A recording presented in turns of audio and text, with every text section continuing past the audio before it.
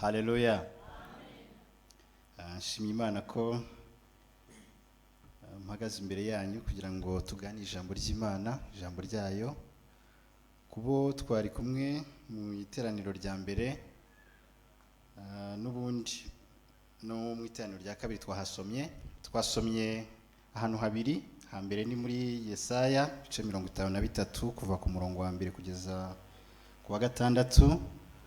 Dusoma no muri Yohana, ubutumwa bwiza bwa Yesu Kristo bwanditswe na Yohana kuva mu gice cya 17 kuva ku murongo wa mbere kugeza ku wa gatatu. Icyo nagira ngo dushimangire ko mu mwanya wose dufite ntabwo dushobora kuhaganira hose ko hangana, ariko icyo ngira ngo dushimangire ni umurongo wa gatatu mu butumwa bwiza bwa Yohana kuva mu gice cya 17 umurongo wa gatatu uvuga ngo ubu ni bwo bugingo buhoraho ko bakumenya ko ari wowe Imana y'ukuri yonyine, bakamenya n'uwo watumye ari we Yesu Kristo.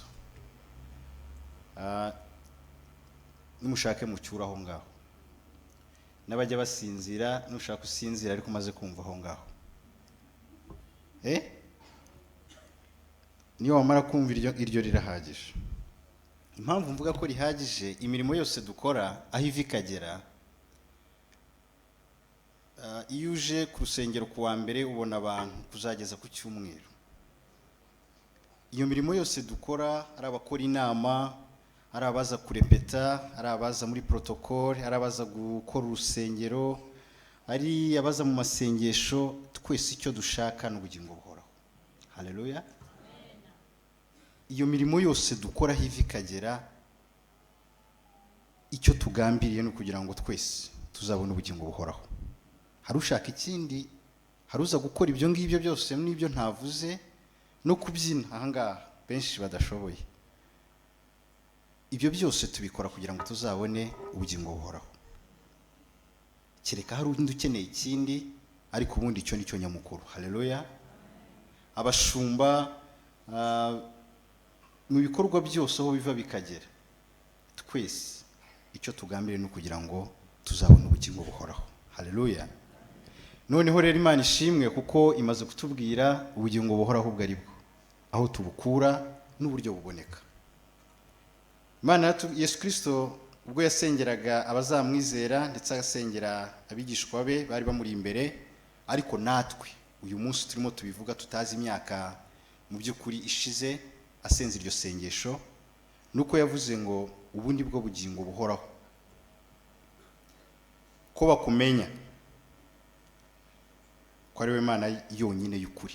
Tumenye Imana yonyine, tutayitiranya n'icyo ari cyo cyose, tutayitiranya n'umubare w'amafaranga umuntu atunze, tutayitiranya n'umubare n'uko umuntu ahagaze, tutayitiranya na position yaba afite iyo yose, tutayitiranya n'icyo ari cyo cyose, tukamenya ko ariyo Mana yonyine y'ukuri baho. Haleluya. Kandi tukamenya na Yesu Kristo uwo yatumye. Kuki nawe tugomba kumumenya? Icya mbere nuko ari umwe. Haleluya. Ntabwo ari babiri, n'umwe. Icya kabiri niwe nzira y'ukuri n'ubugingo. Haleluya. Kuko ntawujya nkuko yabyivugiye, ntawujya kwa data ntamujyanye. Haleluya. Aha rero iyo mpageze ngira ikibazo, kuko bo bagiye babana, mu gihe bagiye bamarana nabo babigizemo ikibazo. Yesu arimo aganira nabo muri iki kiganiro, ntawujya kwa data ntamujyanye. Mu bari bamaranye igihe kirekire, Filipo, ariko mbere yaho Toma yaramubwiye ati ariko mwigisha, nibyo wakomeje kutuganiriza ayo magambo kwa data kujyayo kugira gute, ariko ntabwo twasobanukiwe. Ni hehe inzira? Ni iyihe?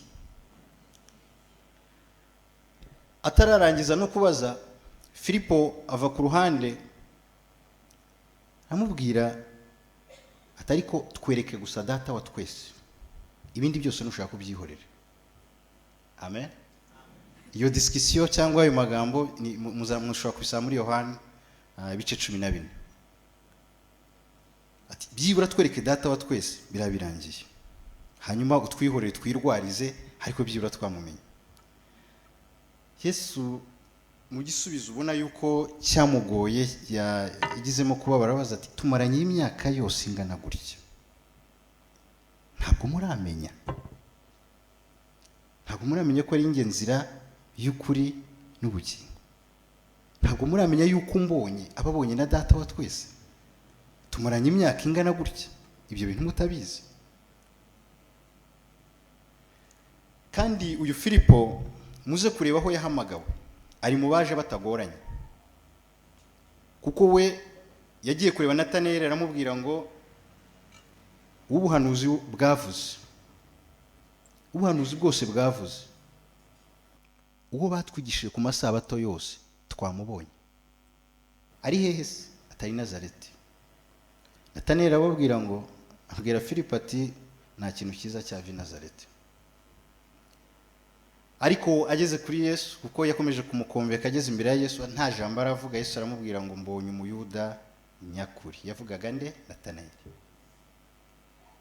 Aratungurwa ko byavugwaga adahari, aramubwira ngo ubwo wari uri munsi y'igiti cy'umutini nakurebaga. Natanayeli arizera. Kwizera ko Yesu aramubaza ngo wijejwe gusa nuko nakubonye? Nkubwiye ko nakubonye ntari mari. Filipo rero nubwo bamaze icyo gihe cyose, nubwo yahamije kuriya, ariko igihe cyarageze nawe arabaza data wa twese mutwereke. Ibi rero niho, nubwo ari ijambo ryoroshye kumenya Imana, ko turayizi, turayihamya buri cyumweru, tuza ahangaha turaririmba muri ya minsi y'imibyizi, mu biterane n'ahandi, ariko hari situation tugeramo natwe tukaba twasaba ngo twereke data wa twese. Ibi rero niho tubihera tuvuga ngo dukwiriye kumenya Imana yonyine y'ukuri, tukamenya n'uwo yatumye ari we Yesu Kristo. Saba ngaba bonyine twavugaga.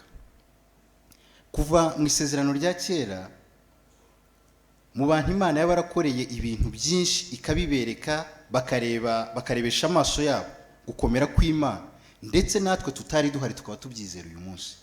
Abisirayeli barimo, sibyo? Kuko Abisirayeli birebeye aho mu gihugu kimwe bamwe bamera neza abandi bakamera nabi.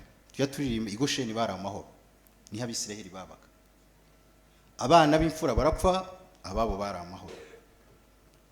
Bikeri biratera, iwabo nta cyahageze. Inzara ibaho, iwabo byari amahoro byose. Ibyo barabirebaga ko ari imbaraga z'Imana. Haleluya. Hanyuma igihe kiragera, Imana ibakuzaho amaboko akomeye. Ariko bageze ku nyanja, aho inyuma yabo ari inyanja, imbere naho baragoswe, inyuma ingabo za Farawo zirahari, bahindukira Mose baramubwira bati rero ubundi ibintu biroroshye, twabumbaga amatafari ndetse no gukubitwa byari byaragezweho, twari tubujijwe no kubyara ngo tutororoka, kugira ngo tudakomeza kuba benshi muri iki gihugu.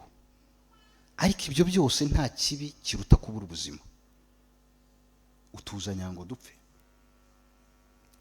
Ya Mana yatumaga abari i Gosheni aho babaga baba amahoro, barayibagirwa kuko babona yuko bagiye gupfa. Na Mose ubwo ahindukira Imana iramubaza ngo kuki umpindukirira, kuki umbaza ibi n'ibi, mfite inkoni. Amakuru murayazi, ntago nshaka kugarukaho. Icyo nshaka gushimangira ni ukumenya Imana yonyine kandi kuyimenya by'ukuri.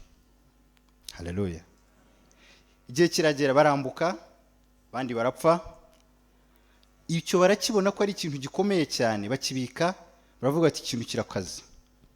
Ndetse Imana ibategeka bafata amabuye 12 angana n'imiryango yabo, kugira ngo bihore bibabera urwibutso, bayakuye mu nyanja.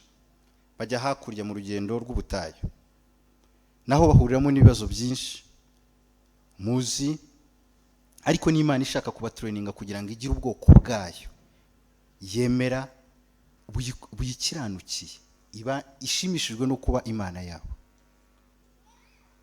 Mu gihe bamaze mu butayu nacyo kitoroshye,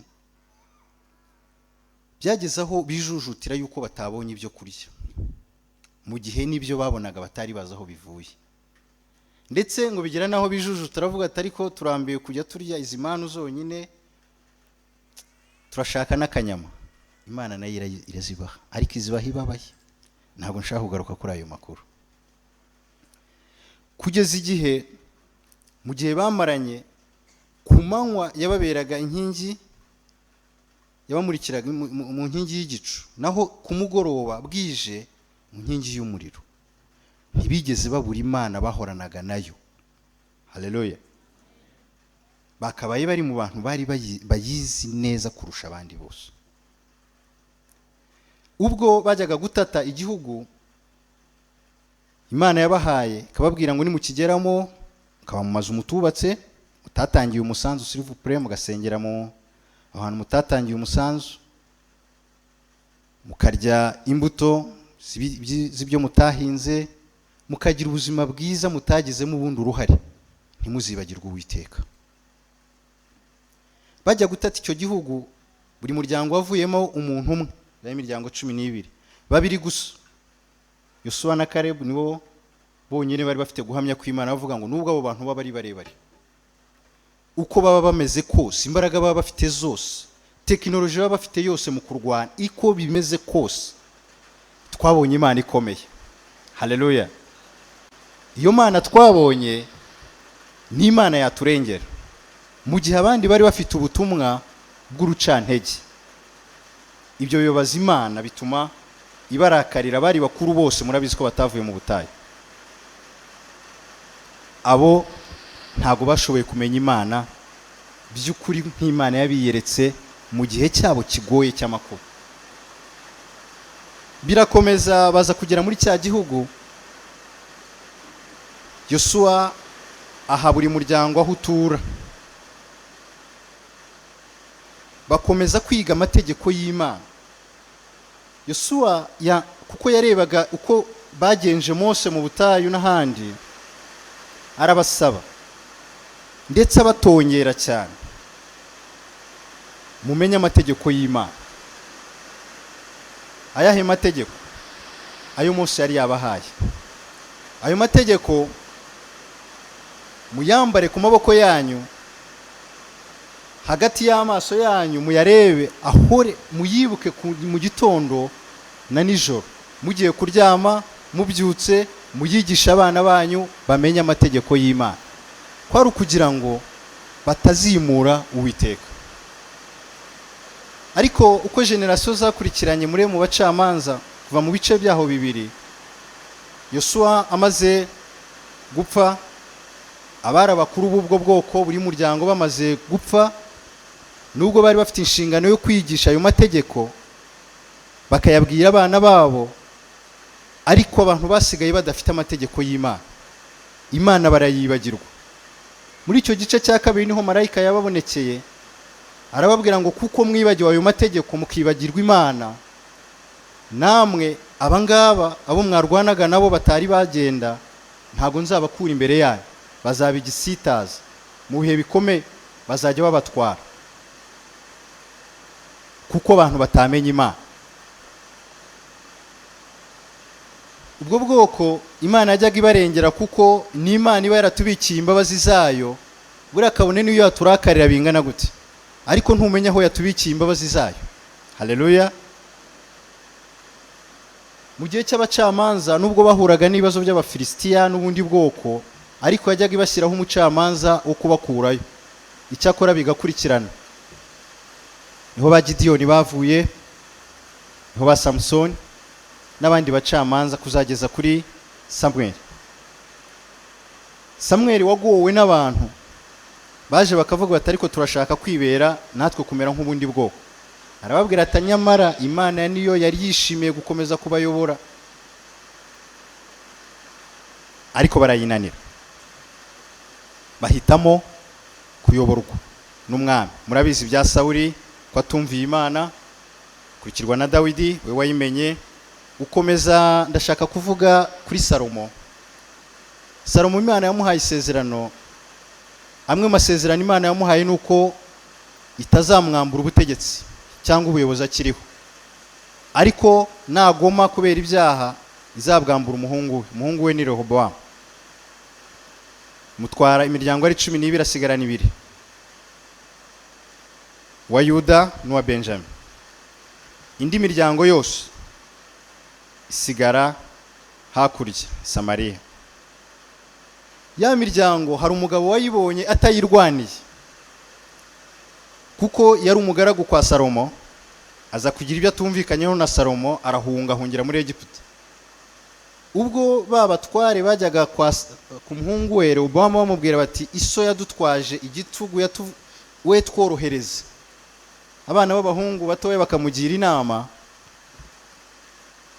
Urubyiruko rw'icyo gihe ndatekereza ko atari ab'iki gihe batatanga izo nama. Bakamugira inama bati, oya wiborohereza. Ya miryango yari revolusi ijya kureba Yerobowamu muri Egiputa, iramubwira iti, undi nta mugabane tugifite kwa mwene Yesayi, bavugaga Dawidi, abo umwami wabo atabimeritaga kuko atavutse ibwami, sibyo? Ntiyabimeritaga. Ikindi ntiyabirwaniye byibura ngo abigiye kubw'amaboko. Ariko ageze ku butegetsi kandi yari yarahanuriwe, bantu bamwe arahanuriwe, Imana ikababwira inzira zayo, mujye mubisengera cyane kuko haba hari impamvu Imana yabibabwiye. Yari haranuriwe, yahuye n'umuhanuzi, afata igitambaro acagaguramo uduce 10, aratumuha, aramubwira ngo imiryango 10 urayibonye. Ibyo byose byabaga mu guhunga n'ahandi yari afite isezerano. Ariko ntiyareba iryo sezerano ry'Imana, ahubwo we aravuga ati, aba bantu bakomeza kujya Yerusalemu gusenga, nta kabuza Rehobowamu azabagumana, kuko baragendaga bakamarayo igihe cyo gutamba ibitambo bakagumayo. Nta kabuza azabagumana, bazagumayo. Bituma rero akora icyangwa n'Uwiteka, yohesha ubwoko bwa Isirayeli kwanga Imana, kuko yabashyiriyeho ibyo basenga bigirwamana, abashyiraho ibyo, ndetse akora n'ikirengeje, abashyiraho n'abahanuzi n'abatamba ibyo bitambo bya Bali. Imana irababara, bahoramo mw'ibyo bibazo byose byagiye bikurikirana. Izi nkuru nzivuze kuko nyuma yaho hari abagabo baje kuzamenya icyo bazira, ba Daniel, bamenya ko impamvu bagiye i Babuloni bagenda banyagwa byose bikomoka ku mateka maremare ya bene wabo bimuye Uwiteka kubera kutamumenya. Nyuma mu gitabo cya Nehemiya baje kuzahura, ari Ezira wari umutambyi mukuru, abantu baza gushyira hamwe bakora noneho amasezerano. Umuntu uzajya ukora gutya nawe azajya ahura n'ibibazo. Ntidushaka yuko gukomeza tujya mu bunyage hejuru y'abantu bakora ibintu bitemewe n'Imana. Yesu Kristo yarinze adusanga muri ibyo bibazo, kuko ubwo abantu batamenye gukiranuka kw'Imana, kwera kw'Imana, abantu baje kwihimbira kwera kwabo. Kuko nubwo Imana yaremye umuntu ngo ase nayo, byageze aho umuntu noneho ashaka kwiremera Imana yasa nawe. Nakora ibi ngibi, Imana nta kibazo. Gutyo abantu bashaka kwiremera Imana nayo ishobora gusa nabo. Yesu arindaza asanga abantu bakimeze gutyo. Bayashyizeho structure z'imihango yatuma abantu badakora amakosa n'ibindi, ariko hatarimo kumenya Imana. Ikimenyimenyi nawe ahageze ntawamumenya. Mu kuvuka kwe muzikora abanyabwenge babimenye, bajya kumuramya bavuze ijambo nkunda, mu ijuru icyubahiro kibe cy'Imana, hanyuma mu isi amahoro abe mu yishimira. Haleluya. Mu ijuru icyubahiro kibe cy'Imana, hanyuma mu isi amahoro abe mu bo yishimira. Abanyabwenge nibo babimenye. Abakabiri, ubwo imihango uko ibitegetswe nyuma y'imisi 8 bagiye mu rusengero. Bageze mu rusengero hari umusaza Simiyoni, umukecuru wari umaze imyaka 88, ari umupfakazi. Abo nibo bantu bashoboye kumenya Yesu Kristo wari warahanuwe kera. Nta makuru twabonye ko umutambyi yaba yarahagurutse apfuka amashimi Imana avuge ngo Mana ushimwe yuko wahanuwe kera. Uwo Yesaya yavuze, tubonye umwana w'umuhungu, utware buzaba ku bitugu bye, n'umwami w'amahoro. Nta makuru twigeze tubona. Kandi nabo babivuze mudatekereza ko Simiyoni yari yicaye byibura hano imbere ngo ahaguruka bivuge mu iteraniro abantu babimenye. Oya, nka kwa kuningira ngo abantu basuhuzanya dutaha, yakumwana Mariya aramuterura, Imana noneho wasezera umukozi wa mahoro ko mbonye agakiza witeguriye kuva kera. Uwo ni wabimenye kuko yari yarahawe isezerano rivuga ko adashobora kuzapfa atabonye umwami Imana. Ana nawe byari uko nguko, yari umuhanuzi kazi wiberaga mu rusengero. Abo nibo bantu byibura tubona bamenye ibyo. Ndetse na Mariya wari utwite uwo mwana, warabyaye uwo mwana, nawe ubwo Simiyoni yarateruye umwana, nawe biritubwira yuko yatunguwe n'amagambo Simiyoni yaturaga kuri uwo mwana, kuko abantu batamenye gukiranuka kw'Imana bagiye bahinda bishakira gukiranuka kwabo. Yesu yigisha, yaje yigishaga ubutumwa bwo kugira ngo abantu duhinduke tumenye Imana, nta kindi yigishije. Ubutumwa bwiza, ndetse avuga hari imidugudu yagiye akoramo ibimenyetso n'ibindi, ariko biriya byose ntabwo aricyo cyari kigamijwe. Mu bibazo yagiye ahura nabyo harimo abazaga gusenga kubera mikoro, umuntu arakennye yabuze ibyo arya n'ibindi, so bigatuma rero amukurikira. Abo rero bari mu bataramenye cyari kimuzanye. Ariko Imana ishimwe ko yabanje kuduha garanti. Abakene twese Imana yabanje kuduha garanti. Tubwiye ngo ibishwi bibiri bigura ngahe? Icyo gihe ngira ngo byaguraga munsi y'ikuta cyangwa ikuta rimwe. None mwebwe abantu Imana yaremye murenze ibyo bishwi inshuro nyinshi, nta kintu mushobora kuba. Haleluya. Ko kugira ngo ibyo ababwira by'ubutumwa bwiza babyumve, babanje gushyira ku ruhande iby'imibereho yabo, iby'imibereho yacu bizanwa no guhangayika kubera isi tubayemo. Ibyo yagiye abigaragaza kuko yajyaga bagaburira ahereye no ku bintu bikeya. Birakomeza, ariko mu kwigisha kwe yaje guhura n'umusore nawe nshaka kuvugaho. Umusore aramubaza ngo nakora iki kugira ngo ngere mbone nanjye ubwami bw'Imana. Yesu amubwira amategeko ati ayo yose uko yakabaye narayihanga, yose narayubahirije. Nta nubwo yigeze amurondora amubwire ngo iki ngiki aha ngaho urabeshya. Ibyo mwabonye ntabwo yamurondoye, ahubwo yaramubwiye ngo genda noneho ibyo ufite ugurishe hanyuma uzunkurikire. Amakuru Bibiliya yonyine yaduhaye nuko umusore tongeye kumenya amakuru ye. Yaragiye ntiyagarutse, kandi Bibiliya itubwira ko yagiye ababaye. Hari undi wabaramenya amakuru ye? Yaragiye. Yesu ntabwo abantu bamumenye, kandi nkuko Yohana yabyanditse mu gice cya mbere, muri ubutumwa bwiza bwa Yesu Kristo bwanditswe na Yohana mu gice cya mbere, yaje mube abe ntibamumenye. Yajyaga kwigisha akareba iby'imigenzo yakuririjwe, yashyizweho, yubatswe n'abantu, bikamushobera. Kuko mu iteraniro nk'iri ngiri nk'uko duteranye basomaga ibitabo bibiri, igitabo cy'amategeko ya Mose bakayasoma nyine nk'amatangazo, hanyuma bagasoma no mu byahanuwe. Kandi ibyahanuwe byose aho biva bikagera byavugaga Yesu Kristo yicaye aho ngaho, nta wamumenye. Natwe rero birashoboka yuko twaba tuza tugahamya cyane Yesu Kristo mu ndirimbo nziza, ariko tutaramumenya neza. Hari akabavuga ati aba bantu ukuntu bampamya mu masegonda make baba bagize, iyaba bari banzi mu buzima bwabo bwose bwa buri munsi, ibintu byaba ari byiza. Mu kwigisha kwe asatira iminsi ya nyuma aje kwerurira abafarisayo n'abanditsi, kuko bo mu guterana kwabo hari igihe barebaga bakavuga bati imva nyinshi zabaga ziri mu rusengero, bagasigaho ingwa bagashyiraho ibihumura z'abahanuzi bagiye bicwa na base n'abandi, kandi bavuga ko bazi Imana. Bakavuga ati twebwe yaba ari twe twari turiho muri kiriya gihe ntabwo twari gukora ibintu nk'ibi ngibi, ababyeyi bacu turabagaye cyane.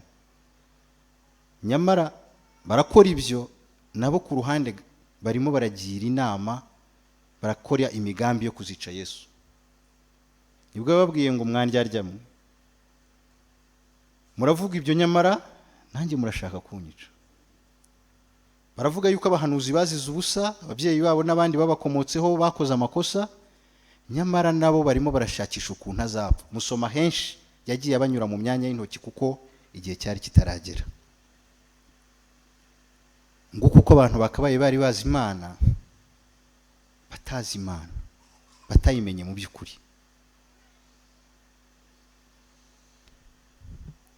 Paulo mu butumwa bwiza yigishije asatira iminsi ya nyuma, yabwiye Timoteyo ngo ujye wibuka Yesu Kristo wavuye mu rubyaro rwa Dawidi nk'uko ubutumwa nahawe buri.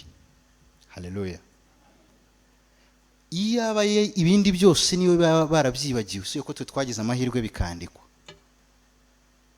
ariko byibura bakibuka Yesu Kristo wavuye mu rubyaro rwa Dawidi nk'uko ubutumwa Paulo yari yarahawe, kujya mwibuka buri munsi.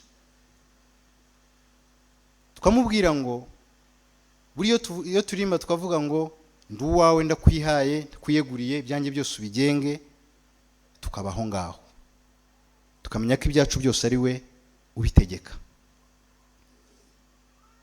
tukamenya yuko ntacyo dukwiye kwiganyira, ahubwo ibyo dukeneye byose tubisaba Imana tubyingingiye kandi dusenga dushima, icyo gihe byose byashoboka. Haleluya. Kumenya Imana rero naje gusanga nubwo ari ijambo ryoroshye kuvuga ngo tuzi Imana, tuzi Yesu Kristo, ariko dukwiye nyine kwimenya by'ukuri. Ntarasoza, Paulo n'undi yigeze kugenda muri cya gihe cyo kwigisha ubutumwa, anyura muri Atenayi. Ni ahantu hakuna, ni mu Bagiriki aho filozofi yatangiriye. Icyo gihe icyavugwaga zari Imana kuko zari nyinshi. Hariho ubuvumbuzi bw'Imana n'icyo zikora, y'izuba, ibyitanga, y'ukwezi, y'urukundo, byose nibyo bahoragamo. Noneho habagaho ama workshop mu iyo nzu yabo y'ikirwamana bitaga hahoragaho nka za workshop, abantu baganira bavuga iyi ngiyi noneho twabonye irakaze, yakora ibi.